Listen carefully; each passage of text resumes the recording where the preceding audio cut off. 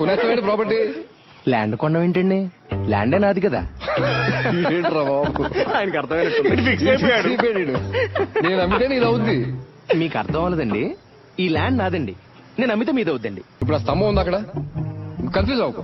ఇప్పుడు ఆ స్తంభం ఉందా, దాని ఎదురుగుండా ల్యాండ్ ఉందా? మరి అది నాదే. ఆ తమ్మలు లేనప్పటి నుంచి ఈ ల్యాండ్ నాదయ్యా.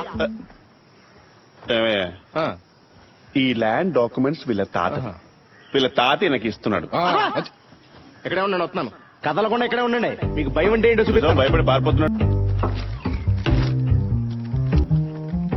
సెకాలిటీ 20 ఏళ్ల క్రితం ఇదే తలం ఇక్కడ అనాథలా పడుంటే మా నాన్న అక్కుని చేర్చుకున్నాడు. తలం మాది.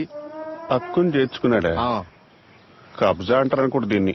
కబ్జా అంటారా దీన్ని? పేరు మీ ఇష్టం వచ్చింది ఎట్టుకోండి, స్థలం నాది. నాకు తక్కువ అమౌంట్ లో మంచి రిటర్న్స్ రావాలని చెప్పేసి కొంతమంది రెరా పర్మిషన్ ఉందా లేదా అవేం చూసుకోకుండా ఓటీపీ అంటే వన్ టైం పేమెంట్ కోసం చెప్పేసి డబ్బులు ఇచ్చేసి కొంతమంది పేమెంట్ ఇచ్చేసి పోయి తర్వాత ఇబ్బంది పడుతున్నారు. ఏదైతే గవర్నమెంట్ నామ్స్ ప్రకారంగా తీసుకొని రెరా పర్మిషన్ తీసుకొని ఏ ప్రాజెక్టులు పెట్టినా సరే ఖచ్చితంగా మంచి రిటర్న్స్ వస్తాయి.